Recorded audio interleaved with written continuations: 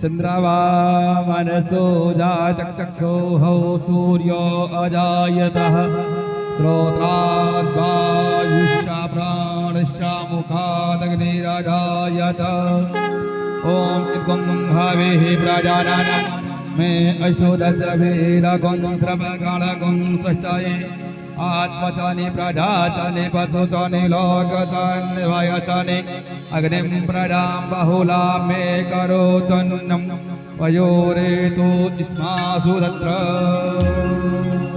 श्याम तेरी आरती कन्हैया तेरी आरती सारा संसार करेगा हाथ जोड़ के सारा संसार करेगा तेरी आरती श्याम तेरी आरती कन्हैया तेरी आरती सारा संसार करेगा हाथ जोड़ के सारा संसार करेगा हाथ जोड़ के सिर पर सोना मुकुट विराजे सिर पर सोना मुकुट विराजे गले बैजंती माला साजे गले बैजंती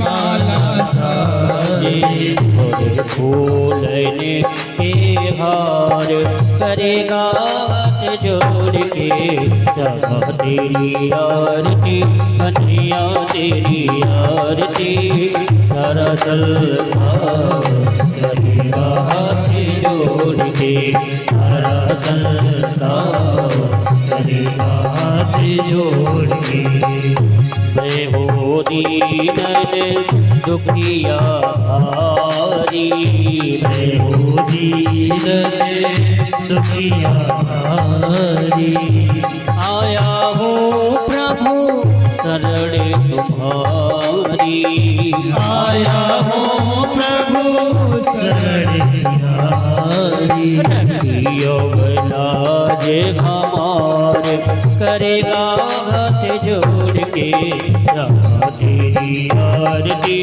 कन्हैया तेरी आरती सारा संसार करेगा हाथ जोड़ के सारा संसार करेगा हाथ जोड़ के अपने चरण की भक्ति दीजिए अपने चरण की भक्ति दीजिए अपनी शरण में मोहे रख लीजिए अपने चरण में मोहे रख लीजिए करो भवसागर अपार करेगा हाथ जोड़ के श्याम तेरी आरती कन्हैया तेरी आरती सारा संसार करेगा हाथ जोड़ के सारा संसार करेगा हाथ जोड़ के प्रेम सहित जो आरती गावे प्रेम सहित जो आरती गावे राधा माधव हे पद पावे राधा माधव हे पद पावे अढ़ग्य सूय से अपार करेगा हाथ जोड़ के श्याम तेरी आरती कन्हैया तेरी आरती सारा संसार करेगा हाथ जोड़ के सारा संसार करेगा हाथ जोड़ के हरि कोरे गौरम करुणावतारम संसार सारम तुझे गेनहारम सदा वसंतम हृदयारविंदे भावमय भावानि सरितं नमामि त्वमेव माता च पिता त्वमेव बन्धो च सखा त्वमेव त्वमेव वेद्य विद्या द्रविडं त्वमेव त्वमेव सर्वं मम देव देव मम देव देव मम देव देव। जले शीतले कर्णं पुष्पार्देवार्थिवन्दनम् आयुष आरोग्ये आत्मनिवेदनम् हस्तपक्षारणम् आरार्तिज्ञं गृहणम् शीतले तं जगन्माता शीतले तं जगत्पिता शीतले तं जगद्धात्री शीतलाय नमो नमः। रामो मत्पिता रामचन्द्रः स्वामी रामो मत्सखा रामचन्द्रः सर्वस्वं मे रामचन्द्रो दयालु नान्यं जाने नैव जाने न जाने।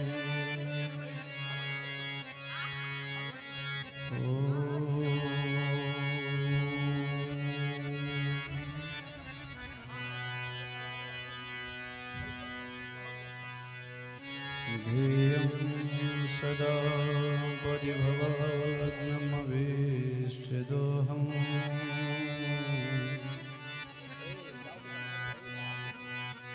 तीर्थास्पदं शिवगिरिं चिनुतं शरण्यम्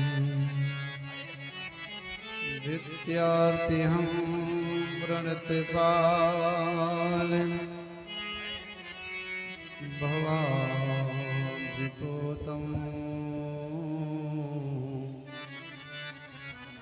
वन्दे महापुरुषते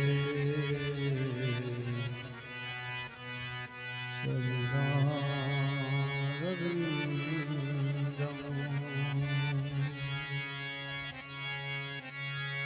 वंशी विभूषितकरा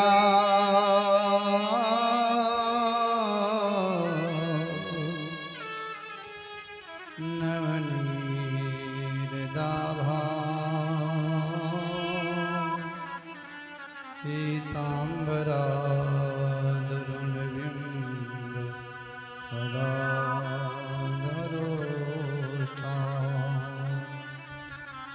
पूर्णेन्दुसुन्दरमुखादरविन्दनेत्रा कृष्णात् परं किमपि तत्त्वमहं न जाने। मनोजवं मारुततुल्यवेगं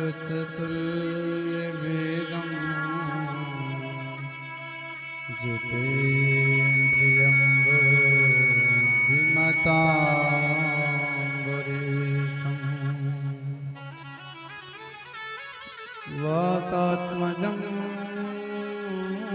वानरयोधमुख्यं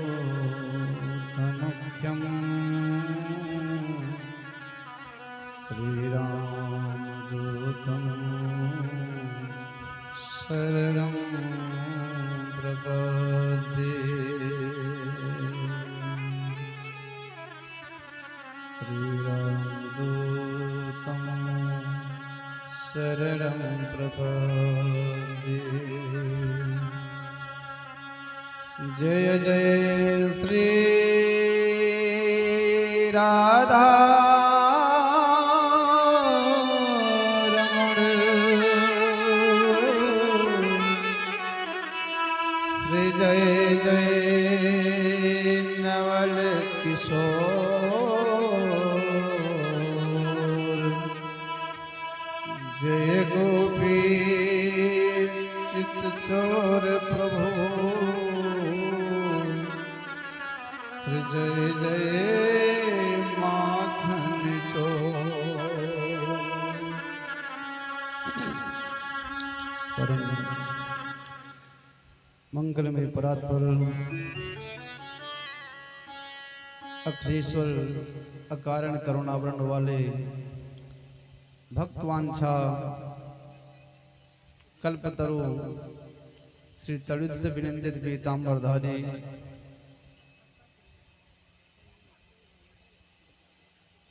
श्री बालकृष्ण लाल की वांगमयी प्रतिमूर्ति श्रीमद् भागवत महापुराण। मेरे प्यारे भगवत अनुरागी जनों, जब जन्म जन्मांतरों का कल्प कल्पांतों का पुण्य पुंज एकत्रित होता है, तब हम सबको ऐसा शुभ अवसर प्राप्त होता है कि गोविंद के मंगलमयी कथा का रसास्वादन कर पावें। इसलिए जहाँ पर हमारे गोविंद की कथा हो, राधा माधव की कथा हो, वहाँ पर समय निकाल कर पहुँचने का प्रयास करना चाहिए। क्योंकि संत जन कहते हैं, जब तलक है जिंदगी फुर्सत न होगी काम से, कुछ समय ऐसा निकालो प्रेम कर लो राम से। कुछ समय गोविंद के लिए जरूर निकालना चाहिए। आज हमारे कन्हैया का प्राकट्य होगा, जन्मोत्सव धूमधाम से मनाया जाएगा। अपने कार्य से निवृत्त होकर गोविंद के मंगलमयी कथा का रसास्वादन करने के लिए पहुंचने का प्रयास करना चाहिए। बोलो भागवत भगवान की, श्री राघवेंद्र सरकार की, राधा माधव भगवान की। चलें सर्वप्रथम अपने मन और वाणी को पवित्र करने के लिए गोविंद के नाम का संकीर्तन, तदुपरांत प्रभु के मंगलमयी कथा का रसास्वादन किया जाएगा। बोल राधा रानी सरकार की जय।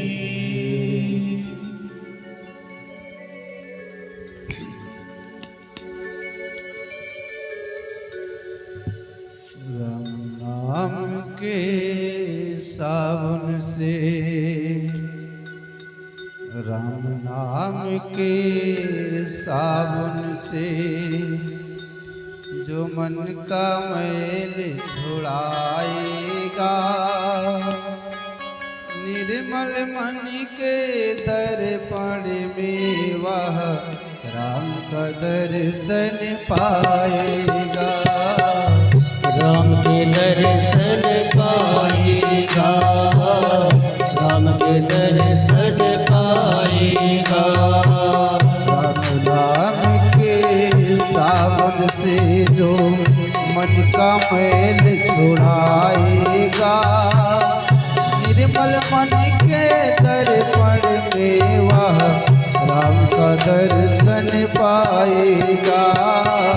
राम का दर्शन पाएगा, राम का दर्शन पाएगा। राम नाम के सावन से जो मन का मैल छुड़ाएगा, राम के सावन से जो मन का मैल छुड़ाएगा। निर्मल मन के दर्पण में वह राम का दर्शन पाएगा। राम के दर्शन पाएगा, राम के दर्शन पाएगा।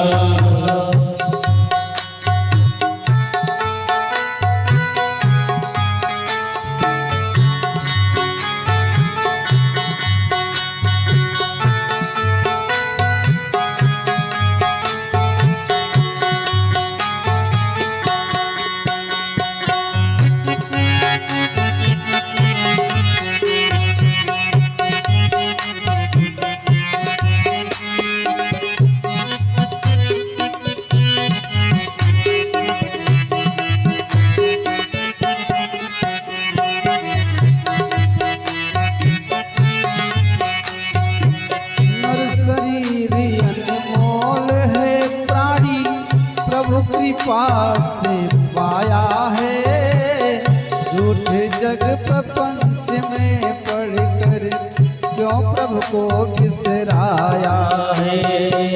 नर शरीर अनमोल है प्यारी, प्रभु कृपा से पाया है। झूठे जग प्रपंच में पढ़कर क्यों प्रभु को बिसराया है। समय हाथ से निकल गया तो, समय हाथ से निकल गया तो पछताएगा। निर्मल मन के दर पर देवा राम का दर्शन पाएगा। राम के दर्शन पाएगा, दर्शन पाएगा। राम नाम के साबुन से जो मन का मैल छुड़ाएगा, निर्मल मन के दर्पण में वह राम का दर्शन पाएगा। राम का दर्शन पाएगा, राम का दर्शन पाएगा। और राजा रामचंद्र भगवान की जय हो।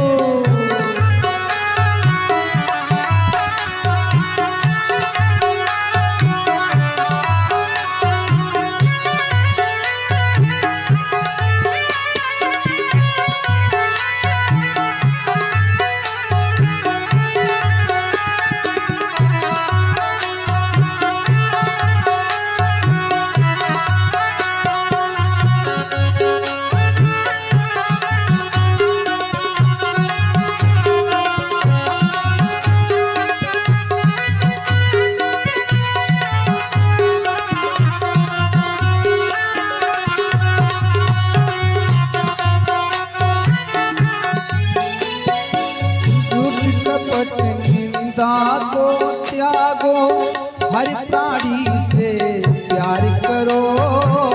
घर पर आवे अतिथि कोई तो यथाशक्ति सत्कार करो। झूठ कपट निंदा को त्यागो, हर प्राणी से प्यार करो। घर पर आवे अतिथि कोई तो यथाशक्ति सत्कार करो। पता नहीं किस रूप में आकर, पता नहीं किस रूप में आकर नारायण मिल जाएगा। निर्मल मन के दर्पण में वह राम का दर्शन पाएगा। राम के दर्शन पाएगा, राम के दर्शन पाएगा। राम राम के सावन से जो मन का मैल छुड़ाएगा, निर्मल मन के दर्पण में वह राम का दर्शन पाएगा। राम के दर्शन पाएगा, राम के दर्शन पाएगा।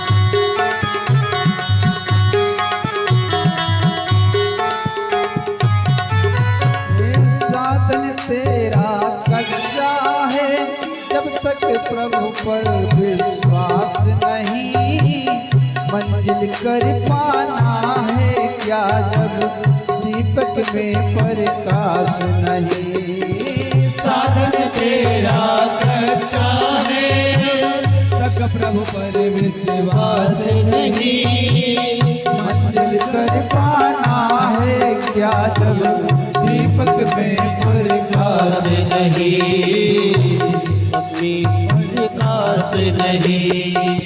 निश्चय है तो भव सागर से, निश्चय है तो भव सागर से बेड़ा पार हो जाएगा। निर्मल मन के दर्पण में वह राम का दर्शन पाएगा। राम के दर्शन पाएगा, राम के दर्शन पाएगा। राम नाम के सावन से जो मन का मैल छुड़ाएगा। निर्मल मन के दर्पण में वह राम का दर्शन पाएगा।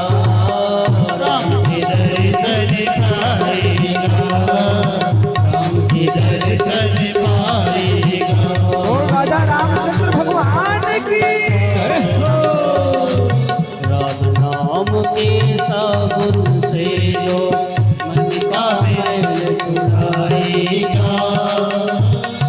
मन के दर्पण वाके राम के दर्शन पाएगा, राम के दर्शन पाएगा, राम के दर्शन पाएगा, राम के दर्शन पाएगा, राम के दर्शन पाएगा। बोल भागवत भगवान की जय। चलिए अपने प्रसंग पर पहुंचे। सुखदेव स्वामी राजा परीक्षित को स्वयंभू मनु के 3 पुत्रियों के विषय में श्रवण कराए। 3 पुत्रियां थीं, आगोती, देवहूति, प्रसूति। आगोती का विवाह रुच प्रजापति के साथ में हुआ। देवहूति का विवाह कर्दम जी के साथ में हुआ। प्रसूति का विवाह दक्ष प्रजापति के साथ में हुआ था। और 2 पुत्र थे जिनका नाम था प्रियव्रत उत्तानपाद। उनका भी प्रसंग सुखदेव जी ने राजा परीक्षित को विस्तार से श्रवण कराया। फिर अजामिल उपाख्यान, गजेंद्र मोक्ष, प्रहलाद चरित्र, समुद्र मंथन, भगवान वामन का अवतार, मत्स्य अवतार आदि प्रसंगों को जब श्रवण कराए, उसके बाद राजा परीक्षित कहते हैं, भगवान मैं सूर्य वंश के राजाओं के विषय में विस्तार से जानना चाहता हूँ। मुझे श्रवण कराइए। सूर्य वंश के राजाओं के विषय में मैं विस्तार से जानना चाहता हूँ, मुझे बताने की कृपा करें। तो सुखदेव जी कहते हैं, राजन श्रूयतां मानवो वंशः प्राचुर्णेन परं तपः न शक्यते विस्तरतो वक्तुं वर्षशतेरपि। सुखदेव जी राजा परीक्षित से कहते हैं, राजन सूर्य वंश का प्रसंग मैं आपको यदि विस्तार से सुनाऊंगा तो सैकड़ों वर्ष लग जाएंगे, लेकिन पूरा नहीं होगा। इसलिए मैं संक्षिप्त में श्रवण कराता हूँ। अब सुखदेव जी कहते हैं, नारायण के नाभि से कमल, कमल से ब्रह्मा, ब्रह्मा के पुत्र हुए मारीची, मारीच के कश्यप, कश्यप के विश्वान जिन्हें हम सूर्य कहते हैं, उनके पुत्र हुए वयोसुत मन। इनके कोई पुत्र नहीं हुआ, यज्ञ कराए तो पुत्र प्राप्ति के लिए यज्ञ कराए, लेकिन पत्नी कहने लगी आचार्य जन से कि मुझे पुत्री चाहिए। तो आचार्य जन कन्या प्राप्ति के लिए यज्ञ में पूजन और हवन कुंड में आहुति प्रदान किए, जिससे पुत्र ना होकर कन्या का प्रादुर्भाव हुआ। और जब कन्या का प्रादुर्भाव हुआ तो श्राद्ध देव मनु संतुष्ट नहीं हुए, फिर गंगा के तट पर तपस्या किए, और जब तपस्या किए तो उनको 10 पुत्र की प्राप्ति हुई। सरियाद आदि 10 पुत्र हुए। उसी वंश में आगे नभग हुए, नाभाग हुए, महाराज अम्बरीश हुए। आगे चलकर यूनास हुए, यूनास के मानधाता हुए, मानधाता के मुचकुंद हुए, मुचकुंद के त्रिवंदन हुए, त्रिवंदन के त्रिशंकु हुए, त्रिशंकु के आगे चलकर महाराज हरिश्चंद्र हुए, रोहित हुए, फिर आगे चलकर बाहुक हुए। और बाहुक के भी कोई पुत्र नहीं हुआ। अच्छा देखो, सूर्य वंश में बिना यज्ञ कराए पुत्र नहीं हुआ। तो गुरु वशिष्ठ ने यज्ञ कराया, राजा बाहुक को चरु दिया, वो ले जाकर अपनी जो है बड़ी पत्नी को देते हैं। तो अन्य रानियों ने क्या किया, उसको विष दे दिया। विष को कहते हैं गर, गर माने विष। तो उस गर के विषैली शक्ति को वशिष्ठ जी ने अपने मंत्र बल के द्वारा उस महारानी के गर्भ में ही रोक दिया। जब बालक पैदा हुआ तो गर के साथ में पैदा हुआ, जिससे उसका नाम सगर पड़ा। सगर के 2 पत्नी, उनके भी कोई पुत्र नहीं हुआ। यज्ञ कराया गया, दोनों महारानियों को चरु दिया गया। तो एक के एक पुत्र हुआ जिसका नाम असमंजस, दूसरे के एक मांस पिंड हुआ। क्रोध में आकर उस मांस पिंड का उसने 60,000 टुकड़ा कर डाला। गुरु वशिष्ठ ने अपने मंत्र बल के द्वारा उन 60,000 टुकड़ों को 60,000 पुत्र के रूप में परिणित कर दिया। अब बहुत लंबा चौड़ा परिवार। एक दिन सगर ने सोचा, राजा सगर ने सोचा कि जो लोग 100 यज्ञ कर लेते हैं उनको देवराज इंद्र के समान पद प्राप्त होता है, तो मैं भी यज्ञ कर लूं। अच्छा, सत्ता का डर किसको होता है? जैसे जो वर्तमान में विधायक हो और उससे भी कोई बाहुबली व्यक्ति विधायक की लड़ने को तैयार हो जाए, तो जो वर्तमान में विधायक है उसको बहुत कष्ट होगा। किसी प्रकार इसको बैठा दिया जाए, ना लड़े तो ज्यादा अच्छा है। तो जब कोई तपस्या करने लगे, यज्ञ करने लगे, तो इंद्र बहुत भयभीत हो कि कहीं ऐसा ना हो भगवान को प्रकट करके मेरे इंद्रासन को ही मांग लें। तो यज्ञ के घोड़े को इंद्र ने चुरा लिया कि घोड़ा मिलेगा नहीं तो यज्ञ की कैसे संपन्न होगी। अब उस घोड़े को ले जा करके इंद्र ने क्या किया, भगवान कपिल के आश्रम पर बांध दिया। कपिल के आश्रम पर बांध दिया और सगर के 60,000 पुत्र यज्ञ के घोड़े को ढूंढने लगे। जब वो नहीं मिला तो पृथ्वी को खोदने लगे। अब पृथ्वी को खोदते खोदते उसको समुद्र में मिला दिए, जिससे उसका नाम सागर पड़ गया। उधर से वापस आ रहे थे, आहा, रास्ते में देखे कि घोड़ा बंधा है। अब कपिल भगवान तो अपना नेत्र बंद करके चिंतन में लगे थे, प्रभु के, ब्रह्म के, नारायण के। अब कपिल मुनि को देखकर ये सब मारने के लिए दौड़े। सगर के जो 60,000 पुत्र थे कहने लगे, इसी बूढ़े बाबा ने मेरे घोड़े को चुराया है, इसको मैं मार डालूंगा। जैसे मारने के लिए दौड़े भगवान कपिल के नेत्र खुले, और जैसे नेत्र खुले तो सगर के 60,000 पुत्र जलकर राख हो गए। अब जब 60,000 पुत्र जलकर राख हो गए तो मुक्ति कैसे हो? तो असमंजस आए प्रसन्न करने भगवान कपिल को, लेकिन कपिल जी प्रसन्न नहीं हुए। असमंजस के पुत्र अंशुमान आए, तो अंशुमान ने जब भगवान कपिल की पूजा की, प्रार्थना किया, तो भगवान कपिल कहने लगे, बेटा आपको क्या चाहिए?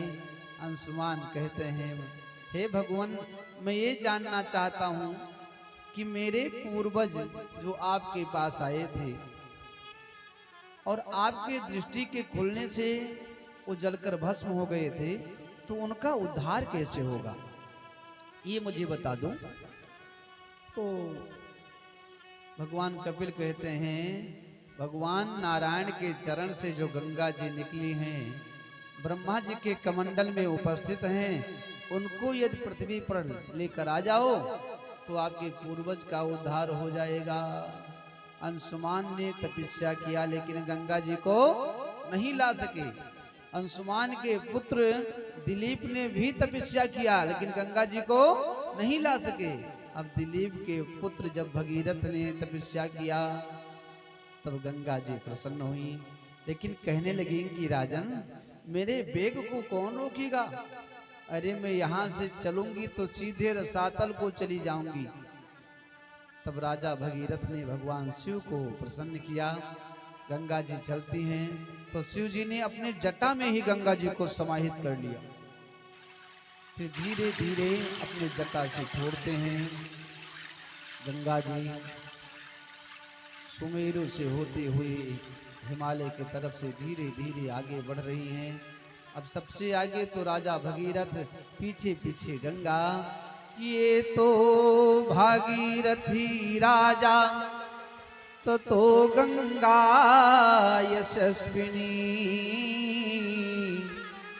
जगताम सरिताम श्रेष्ठाम सर्व पाप प्रणाशिनी। आगे आगे राजा भगीरथ और पीछे पीछे माता गंगा। अच्छा, बीच में पड़ गई जहानु मुनि की कुटिया। किनकी कुटिया? जहानु मुनि की। अब जहानु मुनि की कुटिया को गंगा मैया अपने साथ में लेकर जा रही है। अब पानी के साथ में कुटिया चली गई। जहानु मुनि ने पीछे देखा, मेरा घर मकान सब बह गया है, अब मैं कहाँ रहूंगा, कहाँ बनाऊंगा, कहाँ खाऊंगा।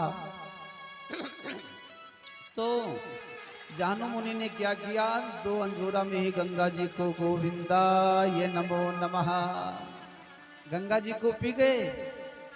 राजा भगीरथ ने पीछे देखा, ओहो अरे बाबा, हाँ भैया आपने मेरी गंगा जी को देखा है? अच्छा, तो गंगा जी को आप लेकर जा रहे थे? हाँ हाँ बाबा, किसी प्रकार मना कर मैं गंगा जी को लेकर आया अपने पूर्वजों के उद्धार के लिए। बाबा गंगा जी ना जाने कहाँ चली गई, आपने क्या देखा है? तो जहानु मुनि ने कहा राजा भगीरथ से कि देखो मैंने ही गंगा जी का पान कर लिया है। राजा भगीरथ ने जब बहुत प्रार्थना किया तो जहानु मुनि ने सोचा कि यदि मैं गंगा जी को अपने मुख से निकालता हूं तो गंगा जी उच्चिष्ट हो जाएंगी, झूठी हो जाएंगी। तो जहानु मुनि ने अपने कान से गंगा जी को निकाल दिया, दाहिने कान से गंगा जी को प्रकट कर दिया, जिससे गंगा जी का एक नाम जाह्नवी हो गया, क्योंकि जहानु मुनि के कान से निकली। राजा भगीरथ लेकर आए तो एक नाम गंगा जी का भागीरथी हो गया। शंकर जी के जटा में विराजी तो एक नाम गंगा जी का जटा शंकरी हो गया। हाँ, और भगवान विष्णु के चरण से निकली तो एक नाम विष्णुपति हो गया। ऐसे गंगा जी के अनेकों नाम हैं। अच्छा, एक बात और, हम सब जनेऊ पहनते हैं और जब जनेऊ पहनते हैं तब उसको खींचकर दाहिने कान पर चढ़ाते हैं। क्यों चढ़ाते हैं? क्योंकि दाहिने कान में गंगा जी का वास होता है। तो हम जब तक हम जो है लघु शंका या दीर्घ शंका करते हैं तो जनेऊ को कान पर चढ़ा लेते हैं, क्योंकि जनेऊ में ब्रह्मा, विष्णु, महेश, महाकाली, महालक्ष्मी, महासरस्वती आदि देवताओं का आवाहन होता है, उनका प्रतिष्ठा किया जाता है। तो जब हम अशुद्ध स्थिति में होते हैं, यानी लघु शंका, दीर्घ शंका के लिए जाते हैं, तो जनेऊ को दाहिने कान पर चढ़ा देते हैं, यानी गंगा जी में सुरक्षित रख देते हैं। और वहां से आकर जब हाथ पांव धुल लेते हैं फिर कान से नीचे उतारते हैं। मान लो कहीं आपने लघु शंका किया और जल की व्यवस्था नहीं है, तो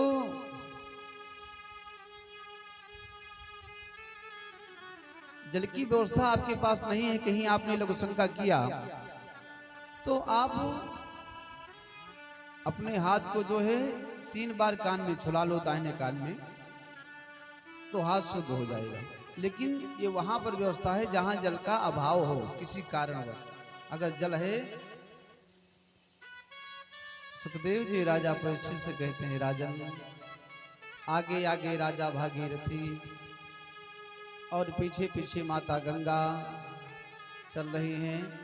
जैसे कपिल मुनि के आश्रम पर राजा भगीरथ पहुंचे और राजा भगीरथ के पूर्वजों के राग से जैसे गंगा जी का स्पर्श हुआ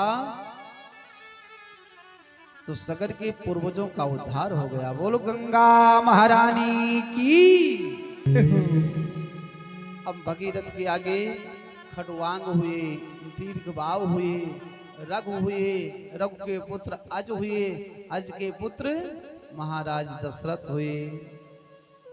दशरथ के 3 महारानियां, कितनी भैया? 3, कैकेयी, कौशल्या, कैकेयी और सुमित्रा। अब देखो महारानियां तो 3 हैं लेकिन पुत्र एक भी नहीं है भैया। राजू तूफानी जी सही है ना? हाँ। तो एक दिन राजा दशरथ ने दर्पण में अपने चेहरे को देखा। उस दिन गलानी हो गई क्योंकि उनके बाल सफेद हो गए थे। तो सफेद बाल राजा दशरथ से ये कहना चाहते थे कि देखो, जब आपका जन्म हुआ तब मेरा भी जन्म हुआ था। तो मेरा तो स्वभाव है सब काले से सफेद होना, सो मैं सफेद हो गया। लेकिन आपका मुख्य उद्देश्य है संतान को उत्पन्न करना, क्योंकि जो पितृ ऋण होता है ना, जब तक संतान की उत्पत्ति नहीं होती है तो पितृ ऋण से व्यक्ति उऋण नहीं होता है।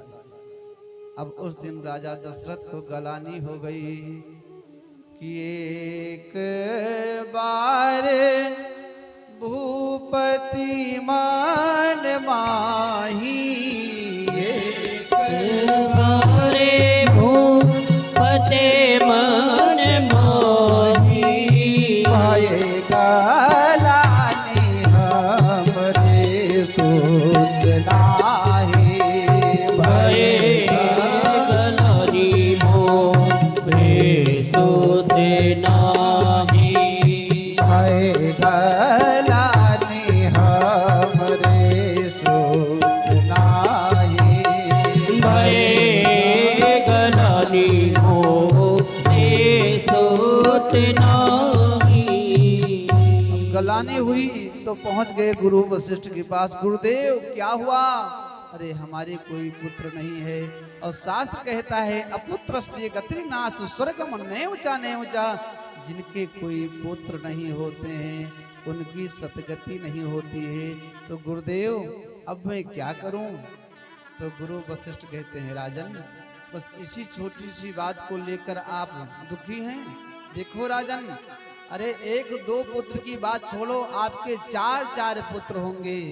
कि धरहु धीरे होई है सूत चारी, धरहु धीरे होई है सूत चारी, भुवन विदित भगत भयहारी, त्रिभुवन विदित भगत भयहारी, त्रिभुवन विदित भगत भयहारी। राजन आप धीरज रखो, आपके 1 नहीं 2 नहीं 4-4 पुत्र होंगे। गुरु वशिष्ठ ने यज्ञ कराया। यज्ञ में जो चरु निकला राजा दशरथ को प्रदान किए। राजा दशरथ चरु को लाकर तीनों महारानियों को दे देते हैं। पुराण अंतर्गत कथा आती है कि जो सुमित्रा के हाथ में चरु था ना, उसको एक चील लेकर उड़ गई और वट वृक्ष के नीचे माता अंजना भगवान का रुद्र लगाकर, भगवान रुद्र का ध्यान लगाकर बैठी थी। चील जाकर उसी वट पर बैठ गई, उसके मुख से चरु छूट गया। माता अंजना के हाथ में वो चरु गिरा तो माता अंजना उस चरु को शिव प्रसाद मानकर ग्रहण कर लेती हैं, जिससे हमारे हनुमंत लाल का जन्म हुआ। बोलो हनुमान जी महाराज की जय। अब देखो सुमित्रा के हाथ में चरु था, वो तो चील लेकर चला गया। अब इधर करे क्या, तो बहुत दुखी हुई सुमित्रा। तो कौशल्या और कैकेयी ने अपने अपने में से आधा आधा भाग सुमित्रा को दे देती हैं। सुमित्रा ने कहा, बहन तुम दोनों ने मुझे अपने अपने में से आधा आधा भाग दिया है, तो मैं तुम दोनों को वचन देती हूँ कि जब मेरे 2 पुत्र होंगे ना, तो मैं अपने दोनों पुत्रों को, आप दोनों के पुत्रों के सेवा के लिए समर्पित कर दूंगी। तो वही राम की सेवा के लिए लखन लाल और भरत जी के सेवा के लिए शत्रुघ्न लाल। अब देखो समय व्यतीत हुआ, तीनों महारानियां गर्भवती हैं। चैत का महीना आया, शुक्ल पक्ष, नौमी तिथि। कि नौमी तिथि मधुमास पुनीता, नौमी तिथि मधुमास पुनीता, शुक्ल पक्ष जित हरि प्रीता, शुक्ल पक्ष अवजित हरि प्रीता, मध्य दिवसे अति प्रीत नगामा, मध्य दिवस शीत नघामा, पावन काले लोके विश्राम, पावन काले लोके विश्राम। अब चैत का महीना, नवमी तिथि है, दिन में ठीक 12 बजे हमारे जो है राघवेंद्र सरकार का प्राकट्य हो गया। बोल राजा रामचंद्र की जय। अब जैसे राम जी प्रकट हुए तो कौशल्या ने कहा, भैया आप कौन? राम जी कहते हैं, मैं आपका पुत्र हूँ, आपका बेटा। मैया कौशल्या कहती है कि ऐसा बेटा होता है? 4 हाथ वाला, चक्र सुदर्शन वाला, हाथ में जो है चक्र सुदर्शन लेकर आ गए हो, 4 हाथ से परिपूर्ण होकर आ गए हो। तो राम जी कहते हैं, मैया पिछले जन्म में जब आपने तपस्या किया था, तो आपने हमसे कहा था कि मुझे आप जैसा पुत्र चाहिए। सो मैया हमारे जैसा दुनिया में और कोई है ही नहीं, सो मैं आपके पास आ गया। और मैंने उस समय आपसे कहा भी था कि आप सरिस खोजे कहाँ जाई, और निपतव तनया होब में आई। सो मैया मैं आपके सामने आ गया, अब दरवाजा खोल दीजिए। तो कौशल्या मैया कहती हैं कि देखो प्रभु, कोई देखेगा कि 4 हाथ वाला बालक हुआ है, हैं? तो क्या कहेगा? इसलिए आप अपने 2 हाथ को हटा लो, इस रूप को हटा लीजिए। कि माता पुनि बोली सोमति डोली, तजहु तात यारो माता पुनि बोली सोमति डोली, तजहु तात यारो माता पुनि बोली सोमति डोली, तजहु तात यारो माता पुनि बोली सोमति डोली, तजहु तात यारो। भैया कौशल्या कहती हैं, प्रभु अपने इस रूप को हटा लो, 4 हाथ मुझे नहीं चाहिए। राम जी ने 2 हाथ को हटा लिया, जो शंख चक्र गदा पद्म था सब हटा दिए। भैया अब तो दरवाजा खोलो, द्वार पर बहुत से लोग खड़े हैं मेरे दर्शन के लिए, मैया दरवाजा खोल दो। कौशल्या मैया कहती हैं, देखो बेटा जब पैदा होता है प्रभु तो छोटा होता है, ये 7 फुट का नहीं होता है, कम से कम थोड़ा छोटे बन जाओ की जैसी सुलीला अति प्रिय शीला यह सुख परमयनोपा जैसे सुलीला अति प्रिय शीला यह सुख परम अनूपा। मैया ने कहा आप छोटे बन जाओ, तो हमारे राम जी छोटे बन गए और कहते हैं मैया कम से कम अब तो दरवाजा खोलो, अब तो मैं छोटा बन गया। मैया कौशल्या ने कहा देखो बेटा जब पैदा होता है ना तो रोता है, क्या करता है, रोता है। और आप बूढ़े बाबा बनकर बैठ गए हो, कम से कम रो तो सही। अब जैसे मैया कौशल्या ने इतना कहा मेरे प्यारे कि सुनी बचन सुजाना रोदन ठाना वे बालक सुरभूपा।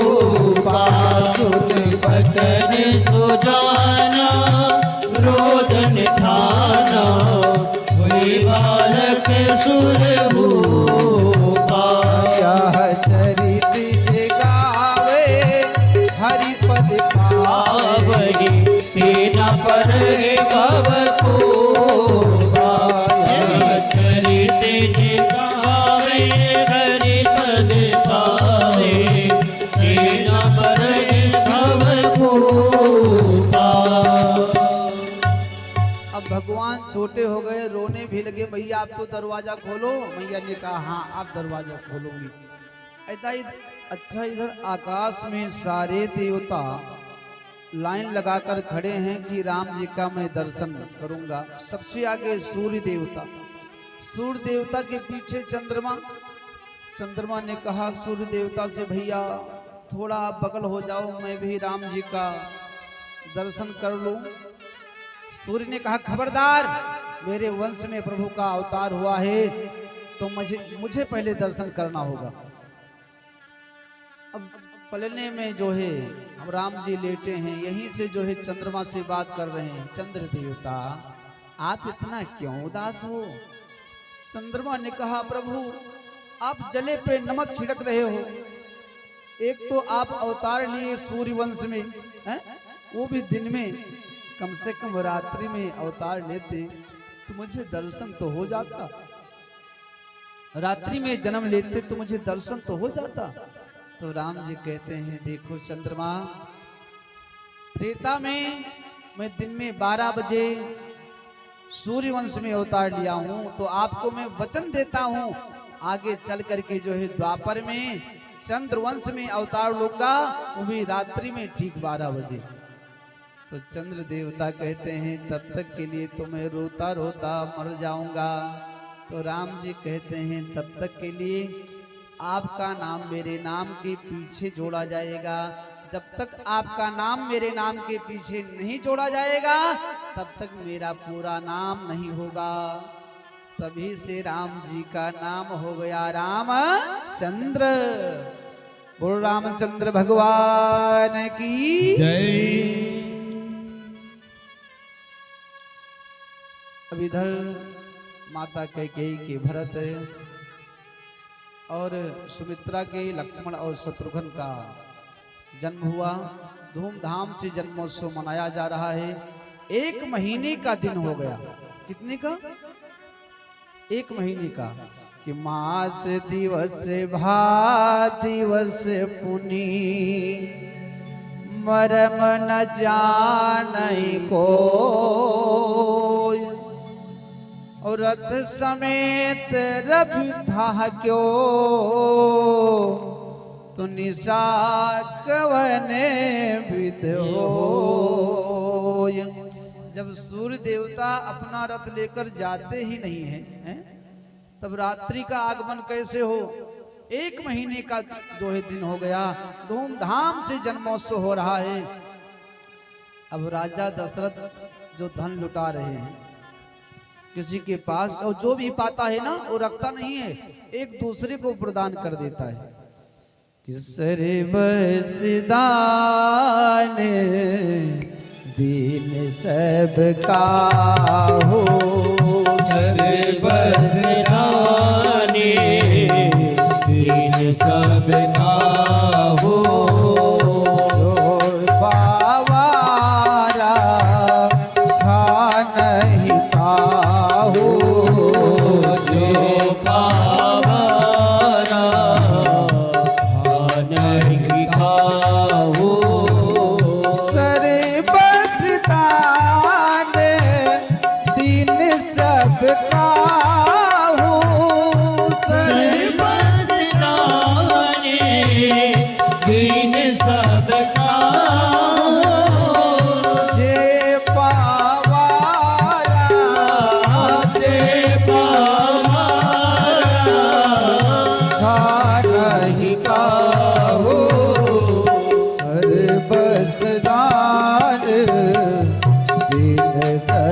खाओ अवसर बस खाने दीन सब खाओ दीन सब खाओ दीन सब खाओ।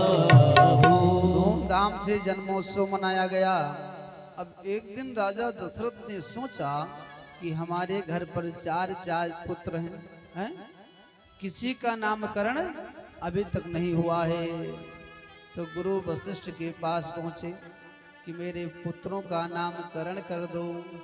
गुरु वशिष्ठ ने सोचा क्या आज मैं अजन्मा का नामकरण करूंगा। फिर सोचने लगे कि जब अजन्मा जन्म ले सकता है तब मैं नामकरण क्यों नहीं कर सकता हूँ। गुरु वशिष्ठ जी आए, चारों पुत्रों का नामकरण बड़े अच्छे ढंग से करते हैं।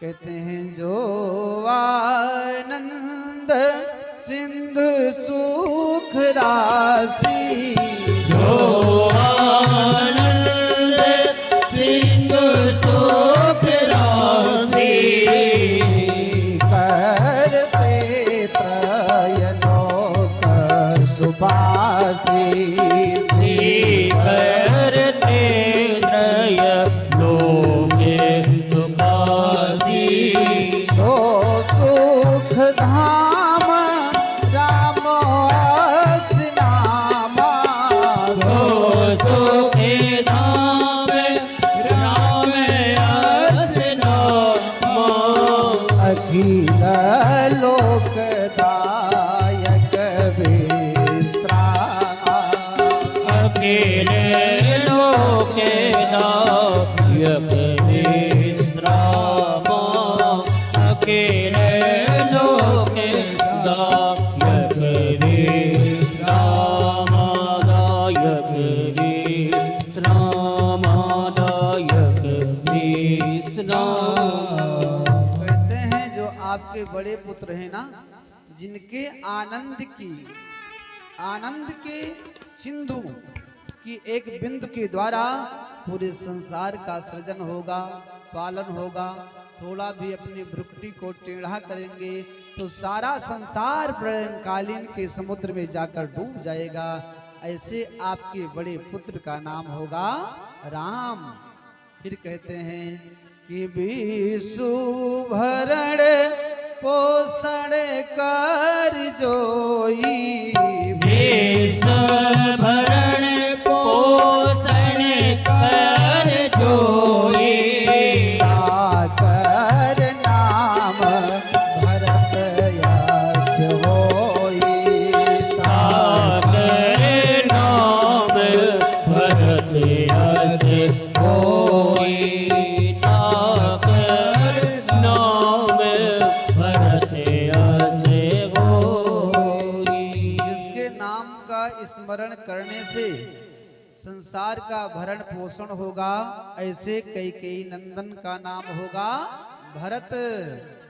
और फिर कहते हैं वशिष्ठ जी कि जाके सुमिरन तेरी पुनासा जाके सुमिरन तेरी पुनासा राम शत्रुघ्न भेद प्रकाशा नाम शत्रुघ्न वेद प्रकाशा नाम शत्रुघ्न वेद प्रकाशा।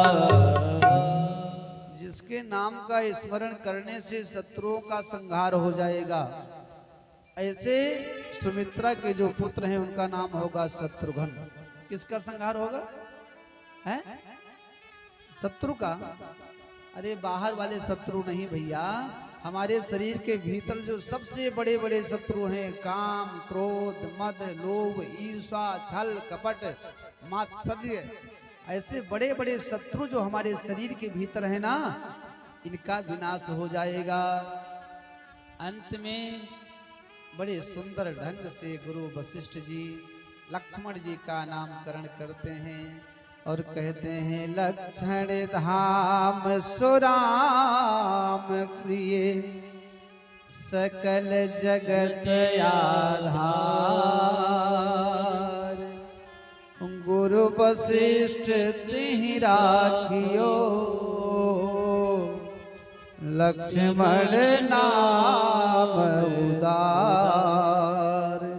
कहते हैं जिसने अपने जीवन का एक ही लक्ष्य बना लिया, केवल राम जी की सेवा, ऐसे सुमित्रा के पुत्र का नाम होगा लक्ष्मण।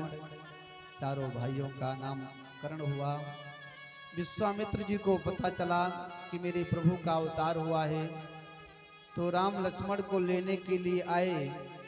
पहले तो महाराज दशरथ ने मना कर दिया, लेकिन वशिष्ठ जी कहने लगे सुनो, इन सबके कुंडली में लिखा है क्या कि ये विश्वामित्र के साथ में जाएंगे तभी ये जो है दुल्हन लेकर आएंगे, नहीं इनका विवाह नहीं होगा। तो राजा दशरथ ने सोचा तब तो भेजना ही पड़ेगा, नहीं चार चार पुत्र विवाह कहाँ से होगा।